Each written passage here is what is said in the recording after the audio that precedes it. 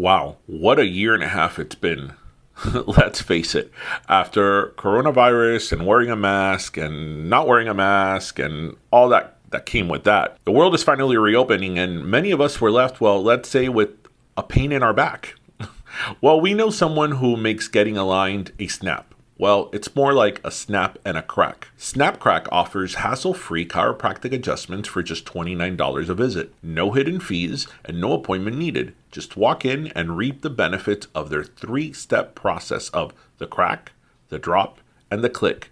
Trust us, good things come in threes. Their clinics even offer monthly memberships for $49 that include adjustments and Snap Boost, which is a vitamin therapy injection. Vas a salir nuevo de paquete.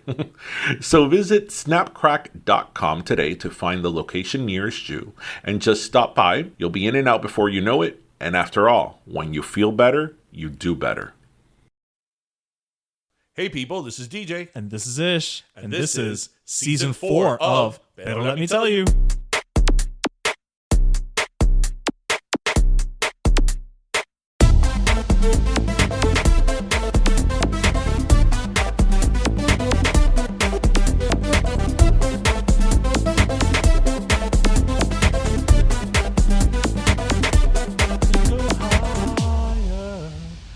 Levels to your love. You don't know that song? Is this Patti LaBelle? No, Chico, that's Nick Jonas. Oh. Are you serious? I don't know that song. You don't know that song? No. Levels. Okay, do you know? Maybe I've heard it and I'm just not recognizing do you know it the other song? Because you're so sexy, beautiful, and everybody. That's Jealous? Yes. Yes. Well, on that note. Yes. We're not jealous. We're not jealous. Instead, this is episode... I want to say 167, but I could be wrong. Well, everybody, so we're going to check. Welcome to Pero Let Me Tell You. Where we've been doing this so long, we don't even know what episode we're on. What episode are we on? We're in 168. 168. Welcome to episode 168. What were you doing 168 weeks ago? No, it's more, actually. I was going to say. Yeah. Hi, everyone. Happy Friday. Well, actually, you know what? 168 weeks. No, because then, we take the winters off. That's right. That's true. No, because I was going to say, it was around my birthday, but no. Oh, your birthday. Okay, anyway. Welcome, everybody. Happy Friday. How is everybody doing? I feel like you didn't even realize what date it was, much less that it was my birthday. Oh, my God, your birthday's tomorrow. Wait, what are we doing for your birthday? As of right now, not much because I had tremendo catarro. Happy! So it's his birthday, everybody. It's your birthday today. It is. It's my birthday. This Pero Friday is my birthday. Happy birthday to you. Happy birthday to you. Well, no, that's not the one version we should be singing. Happy birthday to you. Oh, I was gonna go with Uncle. Was it Uncle? Happy birthday to. Oh my God! Your birthday landed on a Friday. Yes, your birthday landed on a Friday. Wait, what are we doing for your birthday? I don't know. Are we going to another county? I don't know because honestly, so the thing is, Can we at least go to Denny's? Okay. Let's go to Denny's. We can go to Denny's. Every listeners, if you're in Miami, do they still do free meals or things in Denny's? Birthday, of course. Listeners, if you're in Miami, join us tomorrow at the Denny's on Bird Road in 87. Well, no, not tomorrow because tomorrow I have dinner plans with Jose. But on Saturday, let's go. It's Sábado. We'll show up. Can you imagine if we just say everybody show up Saturday, August 7th at Denny's at the Denny's on 87th and Bird at 9 p.m. Yeah. Let's do this. Let's do this. Okay, listeners. Listeners everywhere, even if the ones in Cambodia want to fly down. Join us at the Denny's on Saturday. Look, now we gotta go. You know what? Yes, that's what we're doing. On Bird Road. On Bird Road at 87th. If you're from Miami, you know. Hey, watch out there. The heart of watch out there. Right. At 9 p.m. at Denny's. That would be great. Can you imagine if we get there and it's a bunch of people just there? And we're waiting for us? That's kind of awesome. That would be great. That's kind of awesome. But now, when we go to Denny's, we have to wear a mask again. Yes, we do. So maybe you Cambodian listeners don't want to come to Florida right now. I don't blame them. Yeah. So, our wonderful Governor Desastre. Oh my God, don't even start me with that. So, okay, look. We've talked about this whole mask thing here. Right. It is not oppression. You can, you can wear it. You cannot wear it. It's all good. Okay, so here's the thing. I've always said this, and it's one of these things that's hard to explain. Okay, But attempt. I know that wearing a mask, It's uncomfortable. it's uncomfortable at times. Right. Right. If you have glasses, it's uncomfortable. It's uncomfortable. Whatever. I'd rather not wear a mask. But it's such a small concession, right? And I'm going to bring in Cuba into the mix here. Ooh. You know why? We're going to double whammy. You know it? why? Because Cuba, did you see all these people protesting in Cuba? They all had masks. Yeah. You know why? Because they're protesting about real shit. Y aquí la gente se botan para la calle to all this bullshit. Oh, I'm not wearing a mask. And I'm protestar la máscara. you know why? Because you don't have any other problems. You don't have real problems. You don't have real Quote, problems. unquote. Right? Because if that is what bothers you the most. To your core. You feel so, just so touched and so, upset about wearing a freaking mask. Something that then you have no cost problems. Much. And, my constitutional rights are being taken away. Because you have to wear a mask. It's really, this is why we are seen the way we're seen internationally. Because, many times. I think the UK has seen their numbers drop drastically because everybody's gotten vaccinated. Everybody's. Okay. People always say, why are Americans so disliked across, Right. the world? Cuando salen de aquí. And why is that, people are like, Americans and their attitude. Right. And it's because of shit like this. Because, for example, other countries around the world, and I don't mean third world countries, I mean developed countries. The UK. Right? Developed countries, European countries. Okay, the COVID rates are through the roof. They can't get enough vaccinations. I know people that are French that have come here I was talking to a friend of mine who was Peruvian, that his family from Peru came here to get vaccinated. Yeah. Right? And here, we're giving out tractors and we're giving out all this stuff so people can get vaccinated. Moral of the story, next time that there's one of these pandemic things, you know what? I'm going to hold out on la vacuna. Because now the latest thing is that if you go and get a vaccine, you get entered into some contest to win tickets to go see The Weeknd and for Bad Bunny. Wait, what? And yeah. So apparently, the moral of the story is, nosotros come mierda. Wait. Come mierda fuimos y we did it. If I go get vaxxed now, I could go see The Weeknd? Well, you get entered into a contest. Okay, that's not fair. We did the right thing. The right thing. Our civic duty. And they're like, ay, qué lindo. Come mierda es lo que somos. I mean, seriously. Next time I'm waiting. Do you know how that looks to the rest of the world? That they have to incentivize us to do something for our own health? Yeah. For the greater good. It's forget the greater good. You know what? Fine. You want to be selfish. Let's remove the greater good argument because clearly that's not an argument that's being listened to. Yeah. It's for your own health. You want to be selfish? Okay, let's talk selfish. It is so you don't catch a disease and die. So you don't wind up in a hospital. And you don't want it? You know what? Está bien. No te ponga la máscara. That's fine. I'm going to wear my mask. You don't want to wear a mask? Don't wear a mask. But when you get sick and you get in the hospital, I don't want to hear about it. So what is it? 98, 99% of the people that are in the hospital right now are not unvaccinated. Right. Now, with that said, a friend of mine who is vaccinated, he did get COVID again. He said it. He's like, listen, actually, my boss, she got COVID again. She's double vaccinated. Again, it can happen. But what she said is yeah, I felt like shit, but it was a really bad cold with a fever. Right? She didn't wind up in a hospital. She didn't wind up in Tuada. She didn't wind up anything.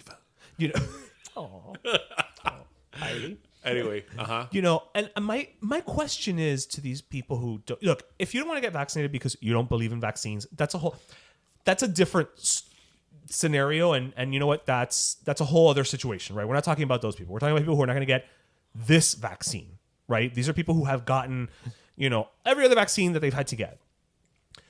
I wonder what is it about this that they feel that if they were to acquiesce, it became political. Right. But if they were to acquiesce that this is something that could kill you, that this is a disease, that this is a virus, do they feel that if they acquiesce that this is a reality, they would then have to question so many things in their lives and they're not willing to do that? Yeah, because look, if I was wrong about this, I could be wrong about so many other things. I don't believe in the anti-vaxxer phenomenon.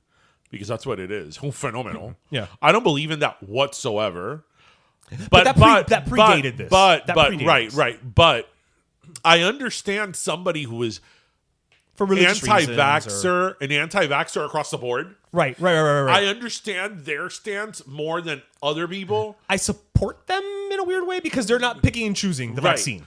Whereas other people, it's like, yeah, you have a vaccination for everything, right? Oh, no, I'm not getting the COVID vaccine. I'm like, yeah, I bet you have the polio vaccine. I bet you have the rubiola vaccine. I bet you have the chickenpox vaccine. La varicela. You have all those vaccines. Doesn't varicela sound like una señora who's totally stalking the Centro Mesa? Yeah, so it's like, oh, no, but this vaccine you're not getting. Right. Because if they were to submit that this is real, they would, I don't know, I guess they have to then question a lot of other things in their life. I don't know. You know what I wonder sometimes also? Because they're only harming themselves. You know what I also wonder? I've actually thought about this. How we can get back in line to get tickets for the weekend? No. Maybe Darwin was right. And I don't mean Darwin Fee at all. From do you know that for a second there? I was like, wait, we've talked to Darwin a couple times. So maybe this is natural selection. Maybe it is. And you know what?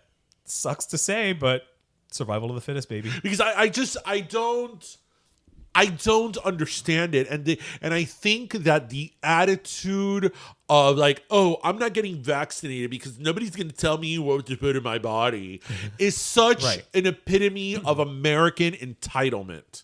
Right? Privilege. This is, we've talked about this here. There's many types of privilege. Yeah. There's many types of privilege. And while everybody around the world is like freaking literally dying to get a vaccination, here we have to bribe people. Like, oh, yeah. Like, I think it was great. West Virginia was giving away tractors. Tractors, people. Tractors. Un tractor. I mean, like, literally, it's sad. It's sad that we're at that point where we have to bribe people, like children, to do something. And now the whole thing, it's not even that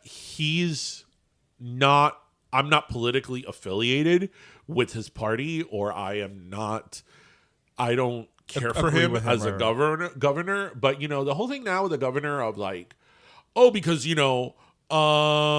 parents should have the choice, right, the choice of if their kids are going to be wearing a mask. Really? Okay, so you're giving so much power to the parents, right? Because if your kids go to public school, they have to be vaccinated for everything else. So where's the power of the parents? Right. If your kids go to public school, they have to wear a uniform. So where's the power of the parents?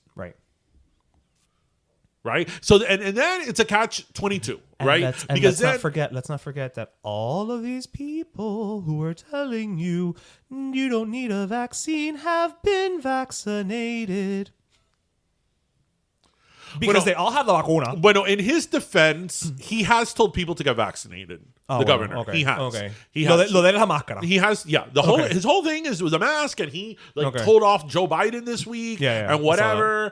And it's like, okay, like again, the whole thing with the mask. And I'm a parent here, so now people can be like, my children. You don't have children. You don't understand. It's like, I'm a parent of a school-age child. Yes, of a school-age child, right? So don't come and give me cuentecito, right? So it's like, okay, so this virus is out there, right? But I'm not going to put a mask on my kid, a simple mask, right? Because I'm trying to prove that I'm going to make a point that as I'm an independent thinker. I'm an independent thinker, and I should have the autonomy to do with my child what I want, but I really don't. Right? Because again, you have to vaccinate your kid. If they're in public school, they have to meet certain requirements. Right. They have to be vaccinated. And they are very strict about that, because when Tristan started VPK, we had to give them the paperwork with all the vaccines. So this was before COVID. And by the way, when you get into school, you already have an equivalent of a vaccine passport. Mm-hmm. Right. So it's like, so where's the autonomy there? Right. Where's the parent being like, yo hago lo que me da la gana, right? No, you can't.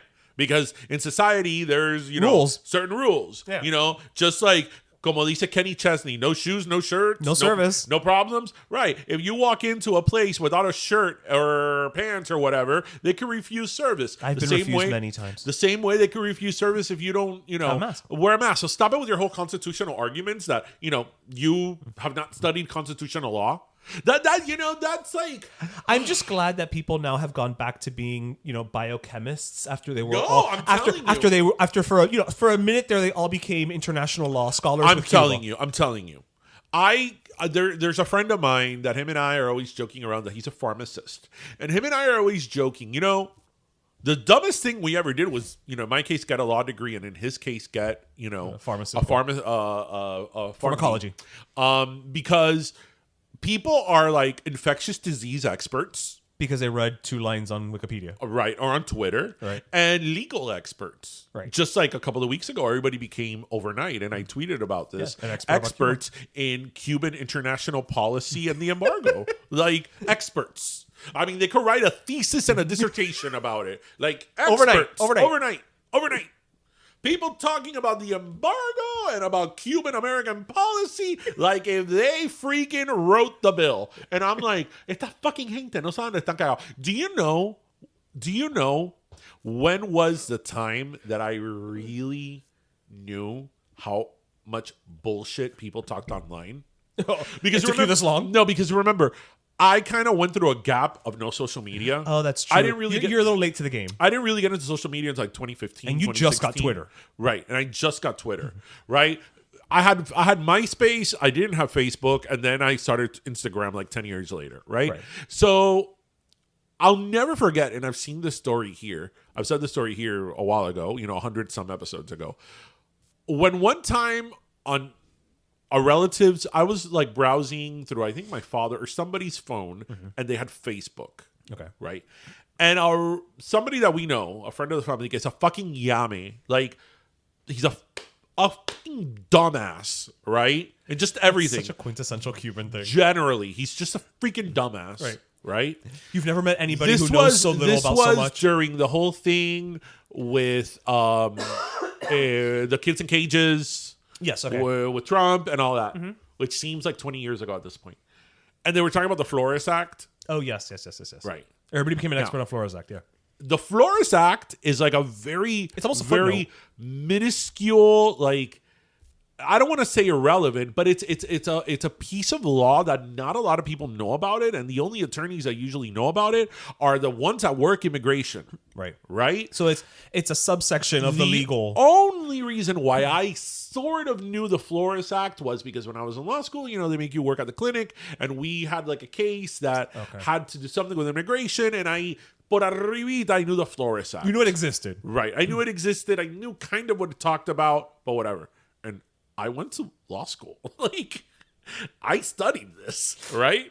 You're still paying that loan. I have a doctorate's degree in this, right? The highest level of education that one can achieve in this, right? And I remember that this fucking yame, animal that we know was talking about the Flores Act on Facebook, like if he had helped draft the legislation, like the opinion on it. And I'm like, this is the world we live in. This is the world we live in. Everybody's an expert. And it's like, everybody's an expert. And it's like, look, if you don't want to wear a mask, don't wear a mask. If you don't want to get vaccinated, don't get vaccinated. Right. Pero después, don't be shitting and don't be upset when things start to close again. Right. Right. When things happen. Right. When the consequences of your actions. When things happen and the rates go spiking up again, and when we go back to where we were last year, then don't complain. Then don't complain. The least you could do is don't complain. If you don't want to wear your mask because it's violating your constitutional rights, then just don't. But it's like, después, don't complain. So, whatever. Speaking of American entitlement, and God bless the USA. We love the USA. I actually had a conversation today. We just don't always love the people in it. No, it's just that, look, I think that, and I've always thought about this, I think that there's a lot of forms of privilege and of entitlement. And I think that as Americans, thankfully, we are a quote-unquote developed nation. We are a developed nation, but I think that... And that affords us a certain perspective that we take for granted. Exactly. Perfectly said. Perfectly said. And sometimes it comes across as entitled. Right. Because, again, when most countries around the world are scavenging for vaccines, aquí we have to give somebody a tractor. So they could go get vaccinated. But anyway, so I actually... I had a conversation today actually with The someone most hillbilly version of from the Price is somebody, Right. and I thought this was really interesting. Okay. So I was having a conversation with somebody who, after college, she kind of wasn't sure what to do, and she went to China for about 3 years, 3 years. Wow. and she taught English to Chinese kids. Oh wow, that's cool. Right? So obviously she was very into the culture, and she really got to know Chinese culture Right. and Chinese people and all that. And it's interesting because she told me that the 3 things you couldn't talk about were Tiananmen Square, Okay. Taiwan, and Tibet. So much tease. Yeah, the 3 T's. You couldn't talk about that. She's like, I had autonomy to talk about almost everything, but those are the 3 things you couldn't talk about. Wait, wasn't 3T the name of the boy group of Michael Jackson's nephews? No, sir. But Cleopatra was signed to Maverick. That's true, and they were coming at you. Yeah, but anyway, whoever got that reference, damn. So I asked her, "Oh my god, like, What was it like? Yeah. what was it like? Like, what was like what they talked to you the most? They wanted to know about you being an American." What And part of the U.S. is she from? she's from here. Oh, okay, She's okay, from okay, here. And you know what she tells me? She told me that time and time again. She was there for 3 years. See, so not a one time, right? Like the students would ask her, she's like, I got this question all the time. If she had ever seen or witnessed or been part of a shooting. Really? Yeah. And I was like, really? She's like, yeah. Because they think that we live in the wild, wild west over here, that, you know, there's all these like mass shootings everywhere. I mean, all things aside, though, that there is also, you have to consider China does control all of the media. So God knows how they filter things. That is true. Through. That is true. But I mean, we know. That's what I'm saying. We know without having to get into. We don't have to get into the conversation about Second Amendment and about gun rights. But the United States is a country with the most mass shootings. No. I'm saying that being what it is, I also wonder what kind of. Because in Europe, they think the same thing. That is true. They think the same thing. And I thought that was like really interesting. That like Sad. I guess I see it from an American perspective. I'm like, that's not what I would ask. But then again, I'm an American. Right, like, right. You know. I'm sure what you would ask them, they would not, they wouldn't dawn on them. To, Right. Yeah. Right. I thought that was daunting. Like, really? Like That's crazy. That I love to see. And listeners, if you ever have time, this is actually hilarious. I love to see. It's mostly Europeans. Mm-hmm. But I guess there's some Asians too. But like people that are not from here. Right. Like document their trips when they come to the U.S. for the first time. Right? Okay. And they see like American staples. Like, I love it because like I'll never forget that there was this video of this girl that came to the U.S. and she was like documenting her experience, and she went to Walmart and she's like, "Why does anybody need 5 pounds of mayonnaise?" And then I think it was that same video that the girl was like, "In America, why are car dealerships so patriotic?" And I was like, "Better yeah." I never thought about that. I'm like, it's so true. Like here, it doesn't matter where. Like there's a big old flag, and no, there's hundreds of flags. No, but I'm saying there's always like one huge American flag, and then the banners, the size of a building, right? And then the banners, the other, like the smaller ones. And I'm like, yeah, that's so true because it's like it's filled with American flags, even like foreign cars.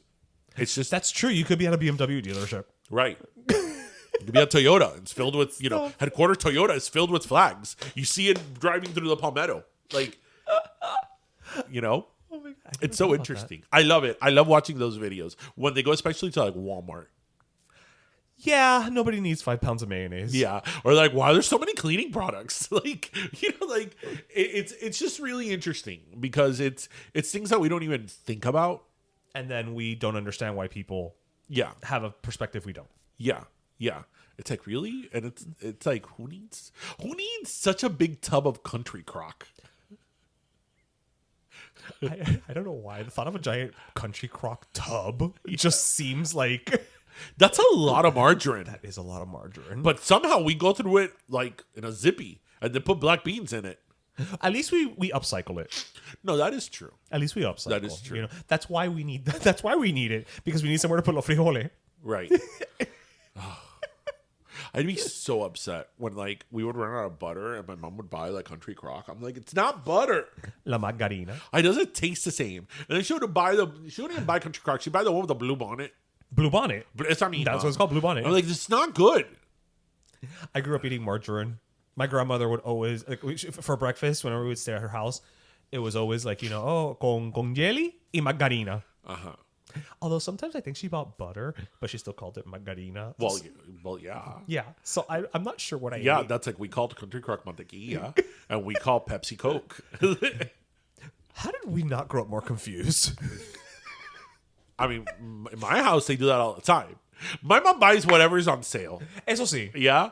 Eso If sí. if it's Coke, it's Coke. But if it's Pepsi, it's Coke. The other Just day- like all clear lemon sodas are 7-Up. Or no, Espray.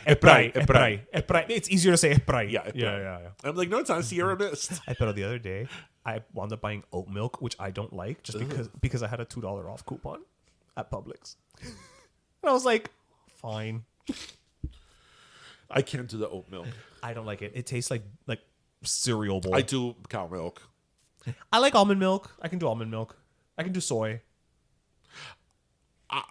But why? Like, I understand for people that are lactose intolerant or have an allergy or whatever. Whenever I have dairy products lately, I get very phlegmy. Okay, now you're telling our listeners too much. So, well, no, because if they're going to show up at Denny's, they should know not to bring me blocks of cheese. Okay, or be like, it's not Madonna who loathes hydrangeas. Hydrangeas. Oh my god, we saw hydrangeas. Where were we the other day? Somebody was like, "Oh, are those hydrangeas?" And I'm like, "Oh no, I hope Madonna's not around."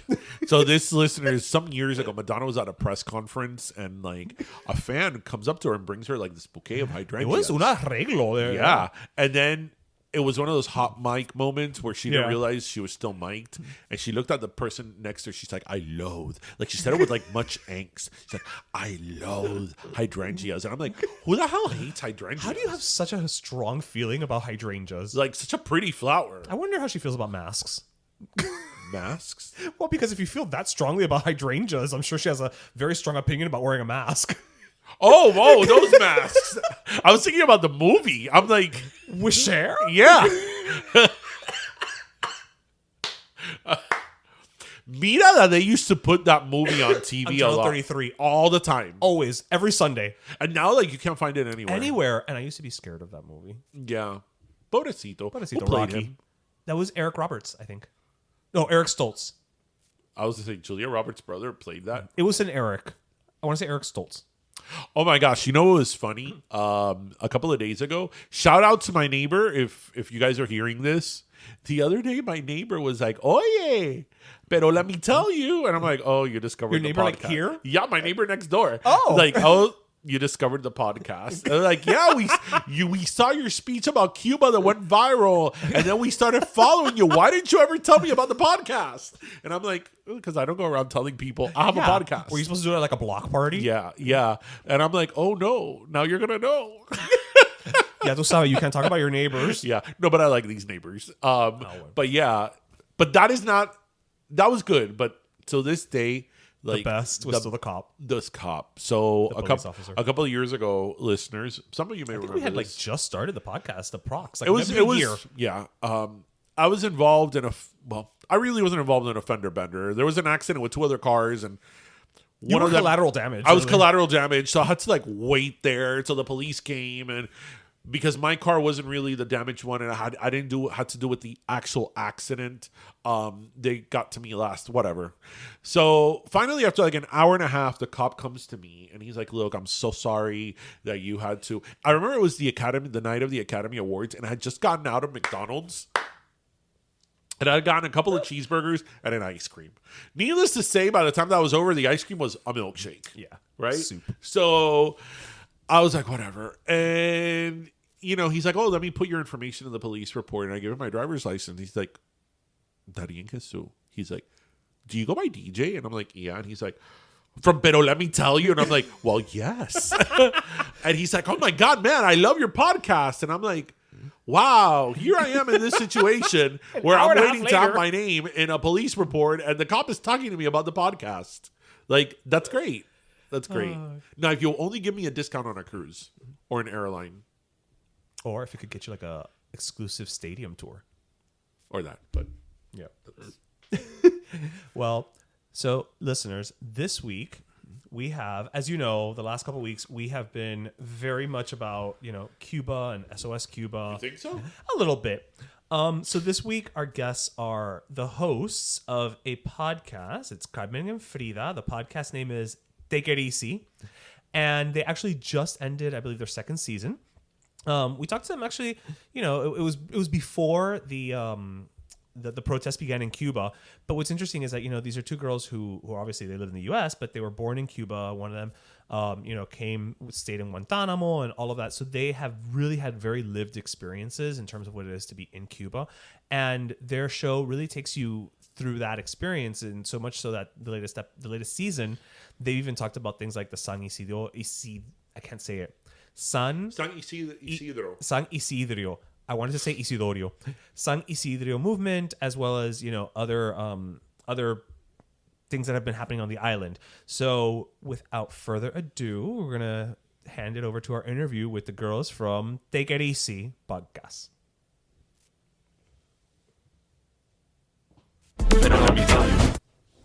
Hey everyone, this is DJ, and I am back with Mark and Vince from Snapcrack. And today in the Pero Snapcrack Health segment, we're going to talk a little bit about vitamin therapy. And that is a new service that Snapcrack is offering. So Mark and Vince, thank you so much for being back.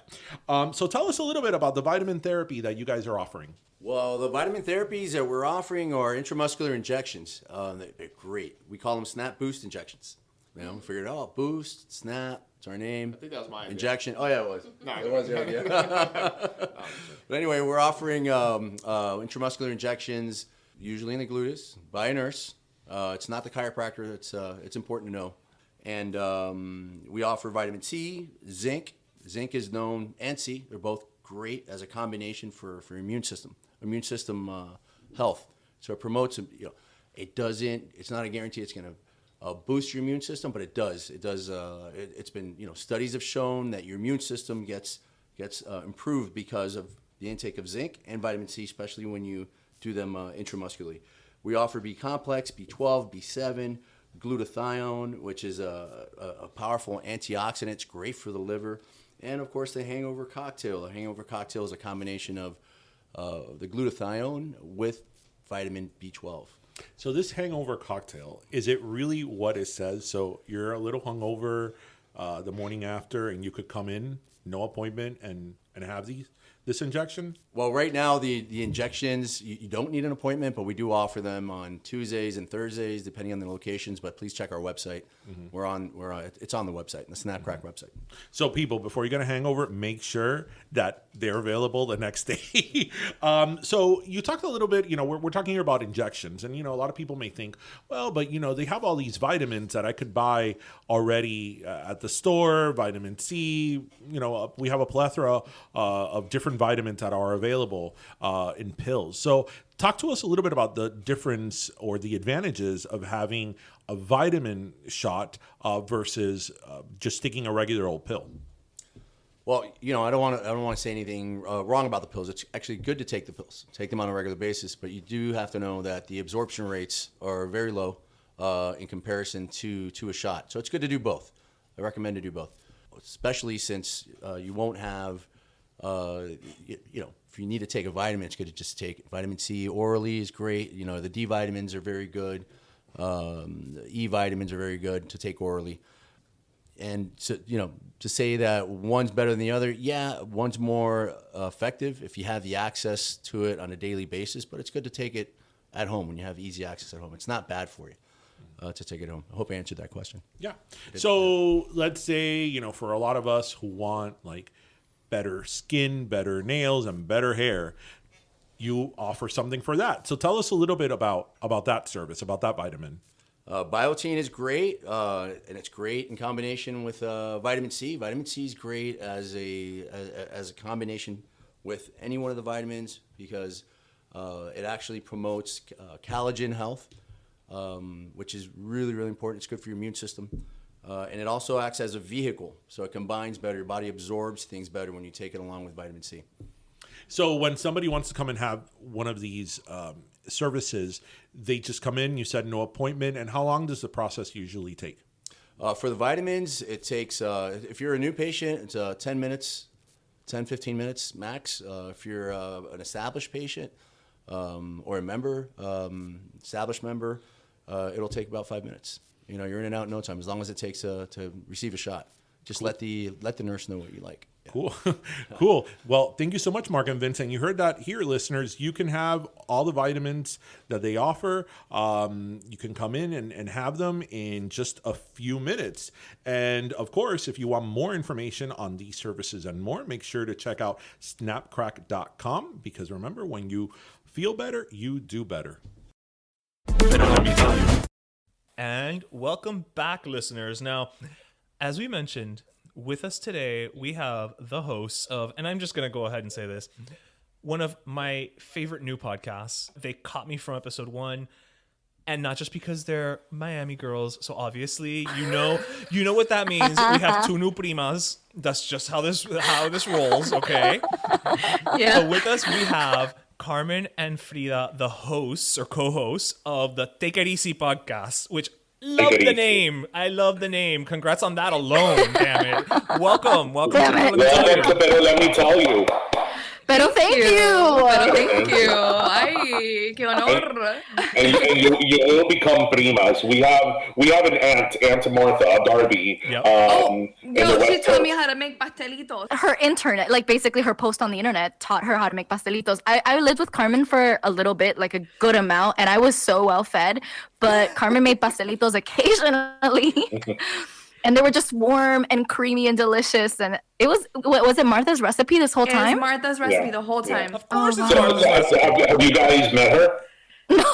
But we did reach out to her, so maybe she'll So listen. we interviewed her. I guess this will be a little segue. We interviewed her season 1. She was actually, I would say, I don't know, maybe in our first 10 interviews. She's definitely one of the first guests. She's one of the first guests that we did. And when you have an instant connection with someone that you feel you've known them forever? Yes. That's how we felt when we got off the interview with her. So in 2019, we did a series of episodes called Pero Let Me Tell You Goes West. And we went to LA and we went on a podcast over there, Atlanta Keep It Presents, and we met a bunch of people, including Martha. And she was first time amazing. For the first time in person, she was amazing. That's it. She was family. And then a few months later, she came down here to Miami, and we hosted her. And it was just a great. She is one of the most amazing people we have ever met. That is hands down. Her presence, even online, is just very warm. So She I is that person. remember. But you know what? As much as we love Martha, let's talk about you ladies, because honestly, I'm thinking as I've been listening to your show and listening to your story, the vibe I get from you guys, and one of the reasons I wanted to have you on, not just because we love what you do, but I get the vibe that you guys are kind of like a slightly younger female version of us. You guys have known each other forever. You vibe off of each other. You finish each other's sandwiches. It's, and I think, I vibed with that. But one of the things I really loved is the start of your show really was about taking us into who you guys were. So I want to take a step back and ask, where did this come from? What did you guys say? What made you guys say, let's do a podcast? Where do we start, Frida? Well, I think we start with, like you said, our friendship is a friendship that is known each other for a very long time. We lived together for some time. And I think that we endured a lot of ridiculous things happening to us in New York City, living together with some terrible, terrible roommates and more. And Carmen and I always found a way to go into other spaces and make light of all the stuff that was happening to us. And I think that anytime that Carmen and I would go and tell stories to other people together, we found we were having the time of our lives, that they were just why don't you have a show? And we were we don't know, but maybe someday we'll come up with something, because we're both pretty creative people, also nerds. We like storytelling, we like research, all of that. And so I guess that answers we've had it in our minds for a while that we'll do something together. But as for this podcast, I feel Carmen, you want to finish my sandwich? Yes. Like, So it was this past summer in July. We had all this time on our hands because pandemic, and then also Frida had moved to Atlanta. And I remember, Frida, like we need the one thing we have an authority on is this being in this Cuban American space. And we should really, it started off as something not so, we didn't have so much conviction. It started off as like an afterthought, just something we mentioned. And then we were like, wait, but like, that's a great idea. yeah, but then we had so many stories coming up, and also like, honestly, if we both take a step back, Carmen, you and I have been talking forever about your story coming to this country and spending time in Guantanamo and trying to find some way to be able to tell that story. And I have been bombarded my entire life by like my parents and all of their stories. And so at some point when we did find that this was an outlet, like it was like, it was like a pressure cooker that we finally had some pressure to let off. We were like, oh my God, we have so much we have to talk about. Batman can have his origin story told like 17 times on film. You guys can definitely do it once on a podcast. That's really what I felt was so compelling. Like you really did hook me in. This wasn't just like, oh, we're just going to get together and talk about things and occasionally mention pan cubano. There seemed to be like a real basis of like, this is going to be rooted in who we are. And here is what that means. And I love the fact that you brought in your parents like in the episodes to talk. Like, honestly, can we have a spinoff? I'm just saying, putting it out there into the universe. They, but because it gives it that credibility that it's not just two people talking about like, well, I'm Cuban American, and I'm Cuban American, and we all have different experiences with what that means, and to really do that deep dive and the history of it, because you ladies came to this country when you were very young, you know what I mean? So, but to hear your parents talk about what that meant, and it colored who you are. How old were you when you came? So I was 4. Yeah, and I was nearly 4. So do you guys remember? Yes. Yeah, I think that gives it an interesting perspective, because a lot of us who are, do similar things, like we talk, obviously a big part of our podcast is the Cuban American experience, but Ish was born here and I came when I was a year old. So we have no memory whatsoever of what that means. Yeah, and even my parents came here when they were like 12 and 9. So, it's a very different experience even from that angle. So you guys, at 3 and 4, you remember stuff. So what are some of the things that you remember of living in Cuba? I mean, even if it's not a lot, but you have a perspective, even as a kid, that very few of us, that most of us don't have. Yeah, I mean, so I'll just start by saying that like I left when I was 4, but I got a refresher course at 7 and another one at 10 because like I went back, and so like in all of that, like I can't be sure how much of it is my 4-year-old memory or the kind of like I revisited the same home I lived in or the homes I lived in, the people I saw and everything when I was 7 and when I was 10. So like all in all, my memories, at least when I was really, really young, was of just having a lot of freedom actually to run around and be myself, and my parents not batting an eye. Because when we came to this country, if any of you are familiar with this kind of attitude of like Cuban parents being really scared of violence and more coming into this country, and I know that my parents, like, they just let me run around. And so for me, my memory was just feeling like this is a place where I can be a kid. And so that was my perspective, like, as a kid. And I, of course, remember some family members, and I remember like living in a house. I was raised in a house that has, in La Habana, in El Vedado, that has 3 different floors. And it started off just being 1 floor, and the additional 2 floors were built by my family to accommodate like different generations, because like you can't go and like rent another apartment. You all just have this home that you have to work with. And so I remember being in that home with like many floors and like 1,000 people. Like, so, and that makes sense. That's a bit of that. That makes sense. That's kind of a bit of that. Listen, yeah. If Cubans can turn a garage into a 2-bedroom efficiency, they can build another floor on a mansion. They can build another floor. Yeah. It's the same technique applies in El Exilio. It's just vertical.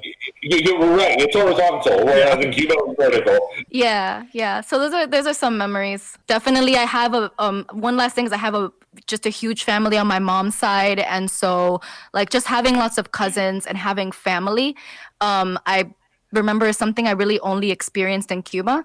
In the United States, I was an only child without family, so I felt pretty lonely. And so, like, that's the kind of contrast I experienced when I was young. I know now that, like, growing up in Cuba, I'm still glad. Very, very, very glad I did not grow up in Cuba. But I do miss all the family I kind of missed out on. How about you, Miss Frida? Carmen. Carmen, sorry. It's okay. You know what? Same. Do not worry. Look at we do not have names here. It's just says take it easy. I know. You know what? You know what it is, that it's just that when I hear both of you speak, you have as one of our greatest representatives, Lucy Lopez, says, that Miami accent that's like candy. So I just hear that candy just going over my ear, and so Yeah, I sometimes can't tell the difference when I'm editing, I can't tell the difference between Carmen and my voice sometimes, so I get it. I can, because every time I hear myself, I want to cry. No. But my memories, yeah. So the things that I remember are really mundane. They're like little kid things, I remember where the furniture was. I remember the layout of the apartment where I lived in. I remember that there were stars everywhere every single night because there was no electricity. But I don't remember the non-electricity part. I just remember the stars. And I remember that my dad had a green bicycle and that we had a big ass fish tank.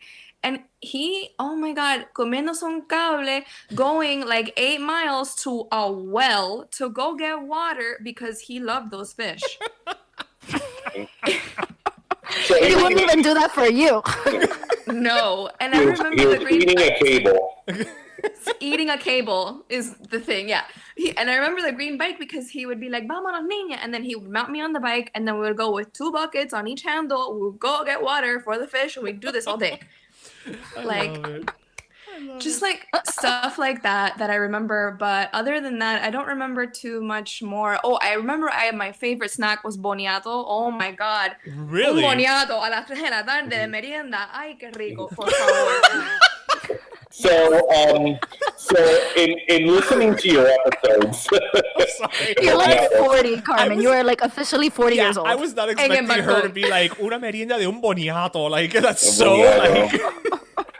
Boniato. And I love how Cubans also say malanga. To me, malanga is the plant, but there is like also, I don't know, Okay. a yam-based something that's malanga. Confession time. I didn't know malanga was a plant up until, actually, you were there. Up until a couple of years ago when you were like, "Oh, that's the malanga," and I'm like, "That's where it comes from?" And you're like, "No, dumbass, that's the malanga plant." And I was like, you knew malanga, like what is it? Like the root. The root. root Yeah. vegetable, but you didn't know malanga the plant? I didn't know that was. Wait, look, to be honest, I don't know what the malanga plant looks like. I only know what the root vegetable looks like. You've La seen malanga, the what malanga happens? plant. You just didn't know that was Which, its name. by the way, we had an episode of Better Let Me Tell You, where we were like, la malanga, and we're like, how do you say malanga in English? Malanga, isn't that like both those? The plant? Oh, I didn't know what it was. Hold on, is it this one, guys? I might have one in my apartment because I'm a true Cuban. Is it that one? It's una malanga. That's a malanga plant. Are you serious, Carmen? I napped under that plant like 1,000 times. So you had an intimate experience with the malanga. I'm just saying that you guys should have an episode about malangas. I mean, is it a root vegetable? Is it a decorative plant? Is it something to nap under? We don't know. You know what? You know what we might do? Viandas as an entire umbrella. Like, que es una vianda? Like, we do not know vegetables as Cubans. We know viandas, right? Yeah. That's true. Yeah. So it's like all of those things: yuca, malanga, boniato. And Like, it's funny, we're kind of laughing at it, but I have my office is in Hialeah, which is another other world, another other country, and instead of the ice cream man, pasa el viandero.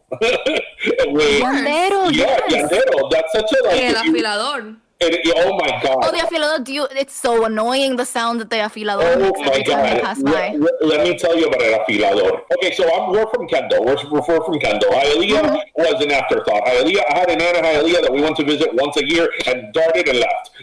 So I didn't really get to know Hialeah until I started working in Hialeah about 10, 12 years ago. And one day I'm there in my office and I hear this weird sound.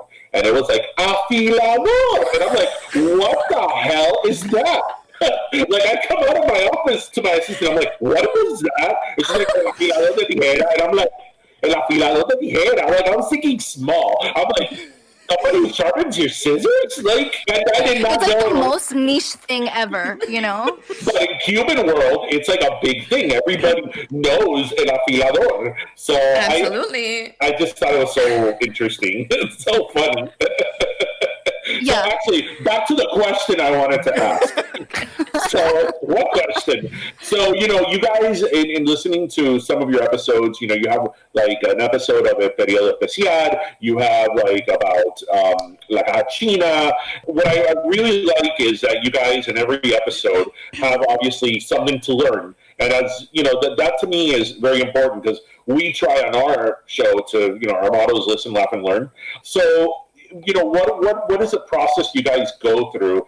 Because I feel that within the Cuban diaspora, there's so much. Yes, there's so much. And when you see, they're talking about this, it's obvious. But at the same time, when you sit down and try to figure out, like, okay, how do you go through that process of, we're going to do a show on this topic? Yeah, so the first season we based entirely on the concept of identity. We knew that was the first thing that we wanted to establish. So everything in that season had to do with something that meant to us in terms of identity as the larger umbrella topic. And so that's obviously where, we thought about, hey, what's it like communicating with our family in Cuba? Because we do that. And our origin stories, or like our immigration stories, if you will. And then everything else was just kind of like stuff that's so at the root of our entire experience, like eating food. Because even outside of Miami, the first thing anybody asks us is, where's the best Cuban food? Or I know a great spot I want to take you to. And spoiler alert, I always hate it. Don't invite me. Sorry. You want to invite me in Miami? I'm down. Outside of Miami? Sorry. But like stuff like that, that's where we're coming from every single time. We ask ourselves, like, what is at the center of the overarching theme that we're trying to address? Yeah, and I think that some of our episodes, like a lot of our episodes have definitely started off as like one topic and morphed into something more specific. Actually, our episode where we end up talking a lot about like Cuban parties, it started off because Carmen and I wanted to definitely make sure to address at some point things that make us feel distinctly Cuban. And so we ended up having like a very long conversation where we were just bantering, and that's not usually how I think we come up with the subject matter, but when it came to something silly like party, and something that didn't require too much research, we ended up just having this long conversation and realizing that we spent like 20 minutes talking about parties. And then we hammered it down that we were going to talk about like the experience from start to finish, getting ready, and be able to work in a bunch of different things like clothing and perfume and domino and dancing and instruments, and so as much as possible. Yeah. So you guys are living in New York and Atlanta? Yes. So I'm in Atlanta in a closet, and Okay, Harry Potter. Best compliment ever. Okay, I used to work at the Johnny Rockets at Dolphin Mall, and I remember the day that Frida walked into my Johnny Rockets dressed completely by herself, in like Hermione wear. Was it Hermione? I don't even know. And I was dressed as Hermione. Okay. She orders herself a burger and a shake, and then sat there by herself, and then went to go watch a movie by herself in her full-on cloak and her little corbadiga, and I'm like, I love her. So what I wanted to ask you was, since you both, are not living in Miami at the moment, and both Ish and I have lived outside of Miami, what do you think it is that outside of South Florida, with the exception of New Jersey, they can never get like Cuban food right? I think it's a mix of all of that, but I also really think that it's you have to look around and see who they're catering to. Because let me tell you, if they were catering to actual Cubans, eso no pasa.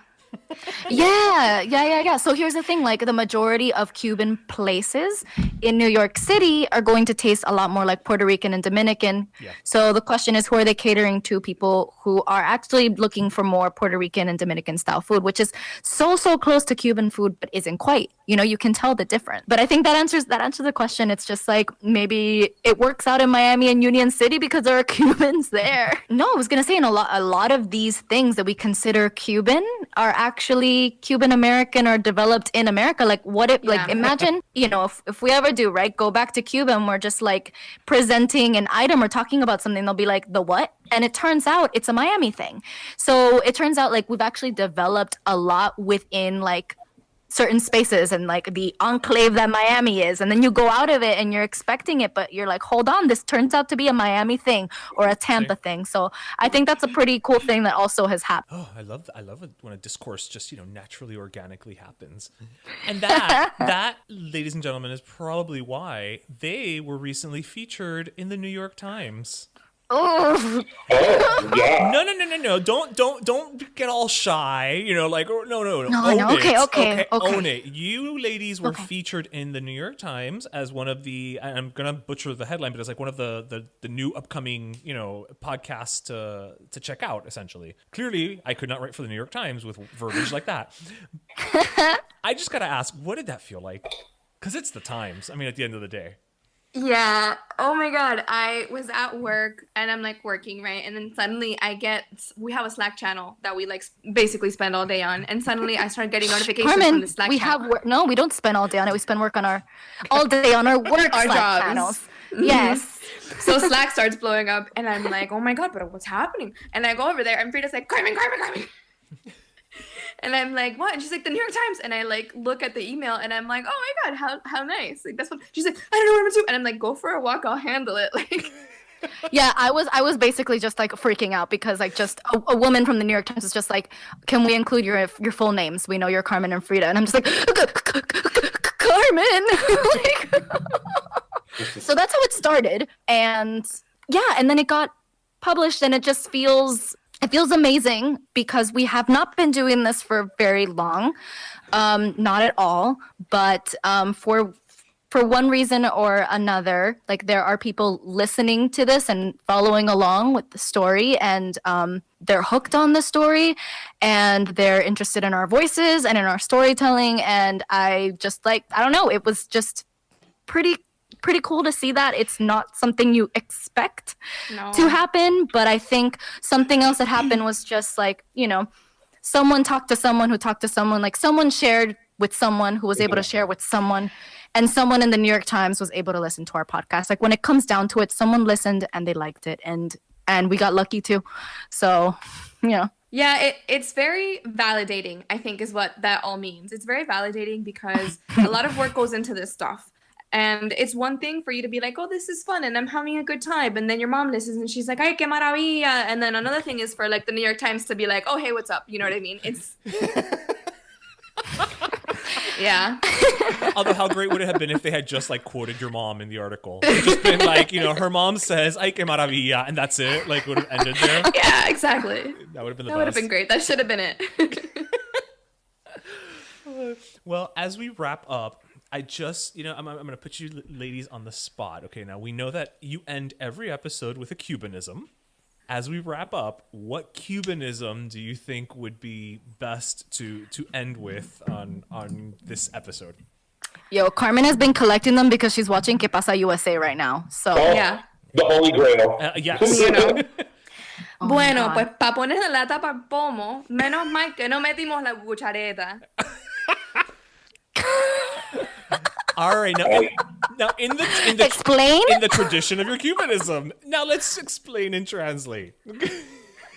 Yo, Carmen, can you even translate this right now? Help me. Para poner la tapa al pomo. To put the top on the bottle. We didn't stick in the big spoon. Carmen, this sounds really... La cuchareta. I think, Carmen, are you just saying this and you didn't... Clearly... Did you just hear this on Que Pasa USA? No, but this is also stuff people say. I know, yeah. Carmen. Like, está metiendo la cuchareta. I've heard that all growing she up. froze. All my life growing up, I heard, no metas la cuchareta. Oh my God. Yeah. No, but I promo all the time. So it means like... What, did you have a better one, Frida? Go for it. No, I don't have a better one. I'm over here trying to like explain what it means. So I guess, Oh, okay. I don't know. Can I take a stab at it? Yes, Okay. please. Go for it. So basically, it's like, after all is said and done, we hope we didn't screw it up. No? Yes. I mean, in the context that you were using it. Because no metas la cuchareta means don't get involved. Like, don't keep your nose out of it. Yeah. But in this context, I think it's a little more. Hope we didn't screw it up. Broad. Yeah. Yeah, we hope we didn't no metimos la pata. You know. Yeah, I think it's like you didn't mess up. Yeah. Yeah. There's a lot of metiendo cosas en otras cosas y sacando cosas de otras cosas. Like, there's just a lot going on here. But I'm sure that says something about our culture. Yes. You know which one's really bad? Like, I just thought about it. It has a profanity. Cuando madre de cagar no valen guayabas verdes. I've never heard that one. Hold on. Tell me. What? Say it again. Porque cuando comes guayabas verde, you're going to cagar for sure, 100%. For real, that's what's been doing it. Yeah. Oh my God, Carmen, lay off. So it's like when the C's gonna take a shit, it doesn't matter. Green guavas don't matter. Oh, wait a second. Is it the opposite? Green guavas definitely constipate you, actually. Yeah. I know because my mom totally has a story of having. Oh my God, am I really gonna say this? When she was young, she ate a bunch of green guavas, and then she had to get her stomach pumped and everything because she couldn't poop. Yeah. Why do Cubans have so many digestive tragedies that come out of stupidity? Guava, yeah. Because it's delicious. When I was a kid, I used to drink guava juice, and pa que fuck yo. The point,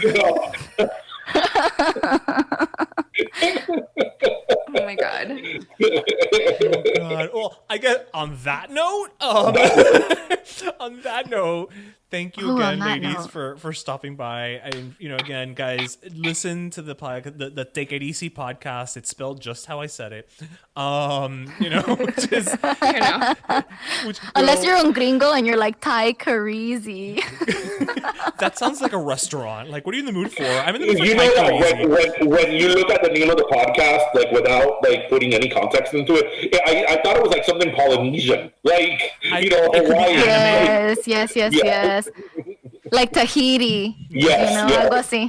Yes. But again, ladies, I know you've just started, but you know what? I wish you all the success in the world. It's fantastic what you're doing. And you know what? Keep it up because we need to tell our stories. And that's definitely what you all are doing. And we're back. Yeah, I really love talking to those girls. Again, it's all about Teikirisi, but it's all about, we've said, listen to lived experiences, and so check out their show. They talk about all that stuff, and they're very educational. You want to talk about listen, laugh, and learn. They definitely got to learn. Yeah, for sure. I liked their I forgot which episode it was, the one about the Cuban sandwich. Oh, with the guy in Brooklyn. Yeah, it made me want one really bad. I know, me too. Which, by the way, Aldi makes these, the Aldi brand, the Cuban sandwich potato chips. Yes. How are they? Okay. All things considered, how are they? They taste pickly and mustardy enough that it's like, I get it. You understand what they were going for. Yeah, I get it. Okay. I get it. It's not as good as dos croquetas, medianoche croqueta, that I'm convinced they get a medianoche, they put it in a blender, and they blend that shit up, then make it fry it, and there you go. I'm convinced that's what they do. That is what they do. Either that or they're just wizards. So, bueno, I'm thirsty. Okay. So I'm going to give my last soda to, that's why I showed it to you before we started recording, Canadian diver Pamela Ware. So let me tell you guys, our listeners, about Pamela Ware. So picture it. Tokyo 2020, right, but in 2021. The diving competition, right? The springboard diving competition, the women's springboard diving competition, it's very, very competitive. Yes. Pamela Ware from Canada. And I think it makes it even I don't want to say the word better, but more that it's from Canada. Te da más sentimiento. It's Canadians. We love Canadians. They're so polite. And she gets zeros La pobre. in her springboard dive because she fell feet first. And then I'm like, when I read that, I first read it before I saw it. I'm like, how did that happen? Right, what? Yeah. And then I saw, I don't know.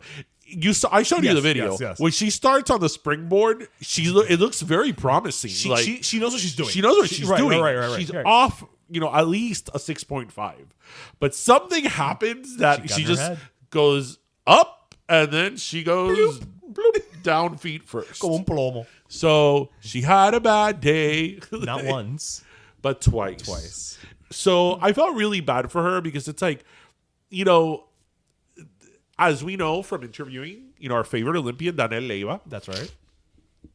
The not only the physicality but the mental state you have to compete at that level. I can't even begin to imagine. That's why with Simone Biles and all that, mental health is so important.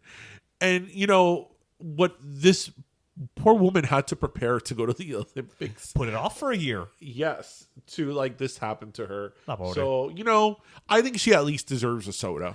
At least a soda. We're going to give her a soda. So you know what? She could have that soda with poutine when she gets back home from Tokyo. And you know what? Maybe she can have it with Celine Dion. I think Celine should visit her. I've told you this. I've never understood why poutine has not made it in the U.S. I mean, it's fries, gravy, and cheese. I mean, what's not to love? Cheese curds. What's not to love? Succulent gravy. Delicious crispy fries. Are we going to have that? Do they have that at Denny's when we can have, tomorrow on Saturday when we meet up with everyone? Yeah, I don't get it. Why it hasn't made it here? But it should. I agree. Maybe one day. A boy can dream. So my last soda, it's funny, I'm actually going the Olympic route as well.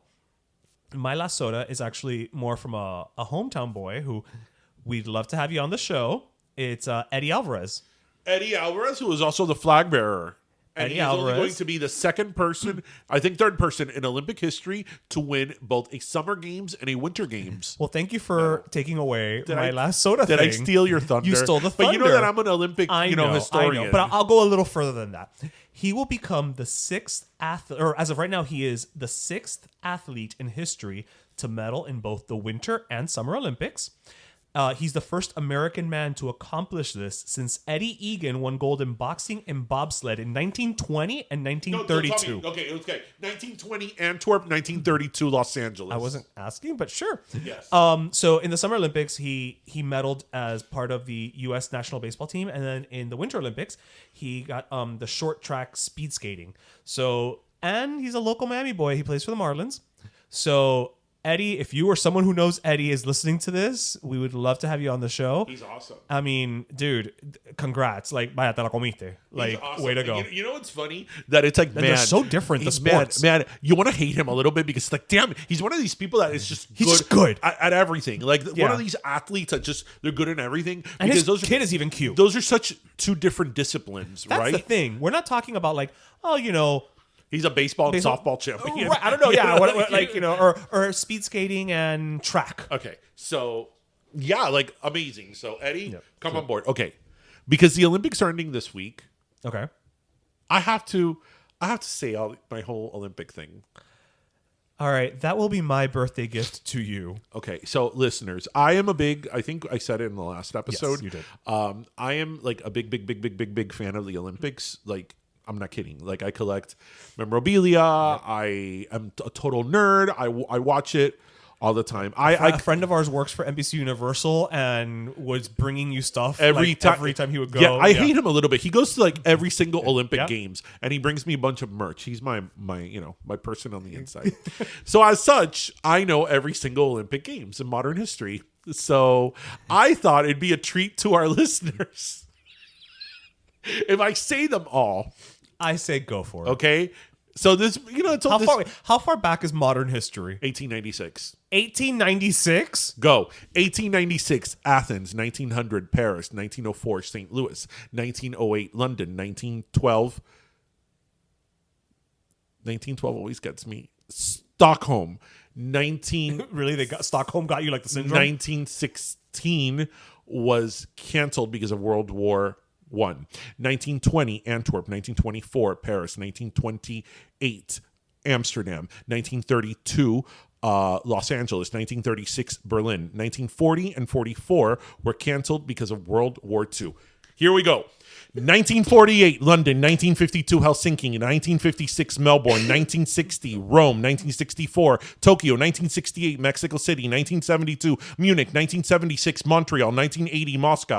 1984, Los Angeles. 1988, Seoul. 1992, Barcelona. 1996, Atlanta. 2000, Sydney. 2004, Athens. 2008, Beijing. 2012, London. 2016, Rio. 2020, 2021, Tokyo. 2024, Paris. 2028, Los Angeles. And 2032, Brisbane, Australia. Boom. Who says blondes are dumb? No. Now, who else can do that? Well, a lot of people could do that. A lot of people, but no one in this room. Nobody in this room. Being that it's just you and I. Exactly. Exactly. So that was the learn section. Oh, for sure. I hope y'all made flashcards because that's a learn and a It's half. funny because my hurdle, like once I get to 1948 London, Yeah, you're off to the races. yeah, because I always get like 1912. That's like the 1912s and like the 1920 and 24. Always like I'm like, but once I pass World War II, I'm like, boom. Like, yeah, because you have to remember like the wars and what didn't happen. Like, Yeah. there's a lot going on. like boom, yeah. So I can name most of the winter games too, but those are a little bit more fuzzy. The beginning one, like Cortina d'Ampezzo, 1952. Like Where is that? that's in Italy, dude. Oh, Cortina d'Ampezzo. That's one of the most like beautiful that's like the Aspen of Italy. You know nothing. I don't. For having gone to Italy. Like I did a tour, you know. I even went to their ski jump. Oh, really? Yeah, I didn't jump. Well, I assume not. Can you imagine? You're like, I would have been like Goofy. like Goofy. That's exactly what I thought of. that skiing with Goofy is like freaking amazing. That's like the best part.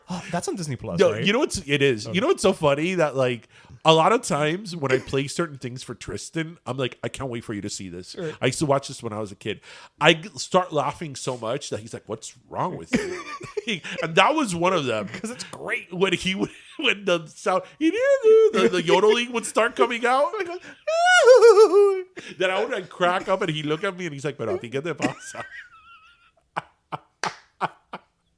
That's like I love the cartoon of Disney, the little short of when Chip and Dale get in the Christmas tree. Yakawan. Oh, with Donald Duck? With Donald. No, it's just Mickey, Pluto.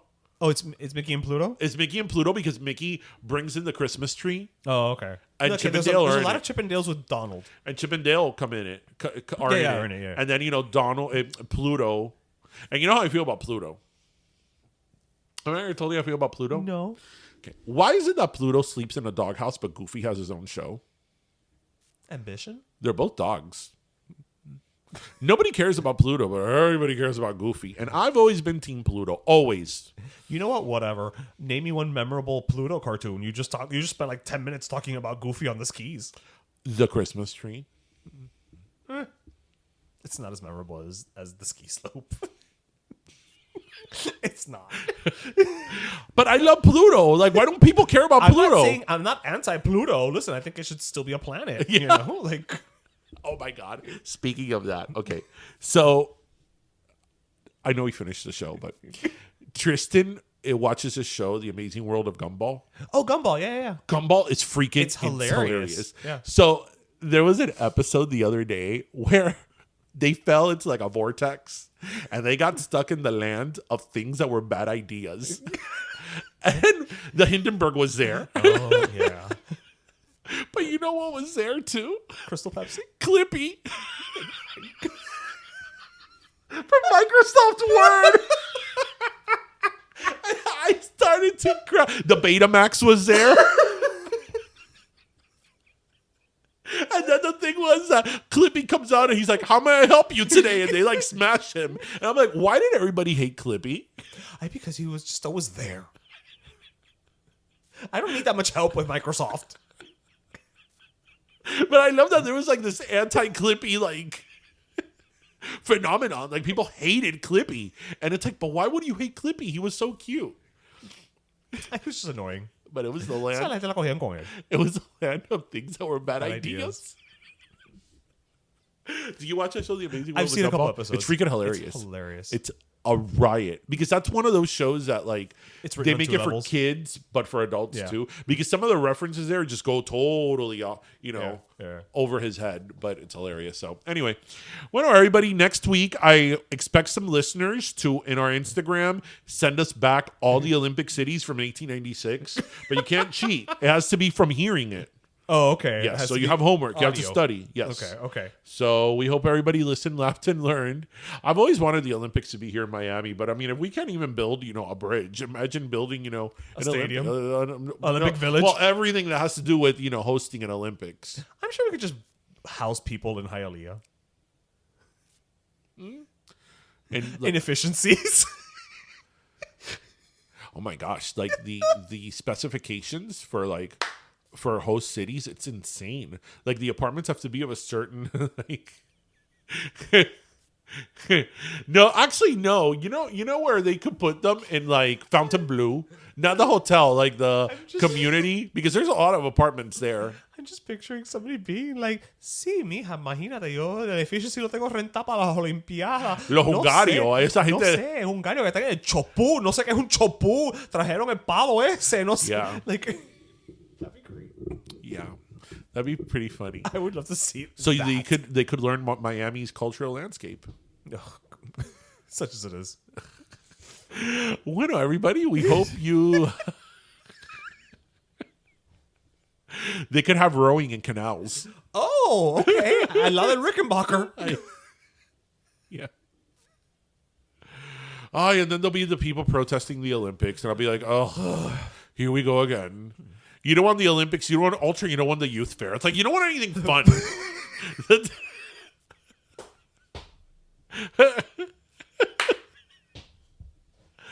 But isn't it true? Oh, let's get. Mira, I loved. I know we're whatever. We're a little over, but So I loved when I lived downtown. Okay, I lived downtown all those years. That Ultra was there, and granted, when Ultra was there for 3 days, right. 3 days, Out of 365. right? It was a little bit of a cluster F, like traffic, Right. right? It was an annoyance, yeah. But I always thought, like, oh, isn't it so neat to live in a place where, like, the largest electronic music festival is happening literally in your front yard? Right. Like, that's the way that I saw it. And it's so funny, the people who will live in downtown and be like, oh, they should get rid of Ultra because, it's so loud. I'm like, you live in the middle of an urban core. You live in the middle of downtown. Like, what did you think you were You're going not to in the see? mountains. A prairie? Like...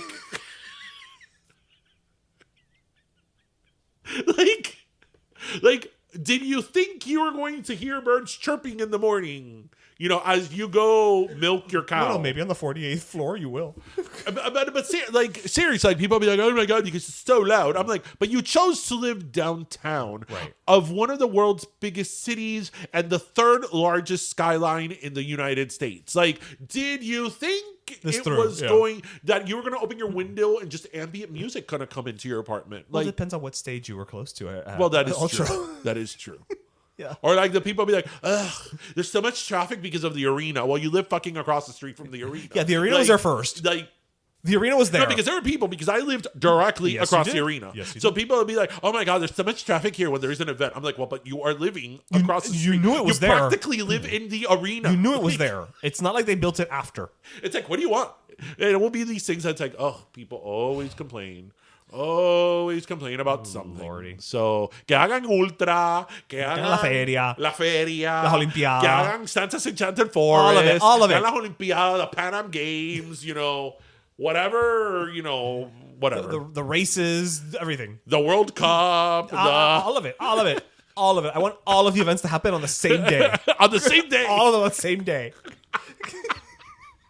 Oh my God, traffic. We're going to have to take the Metro Rail. It will probably be the only time it's used. Yeah.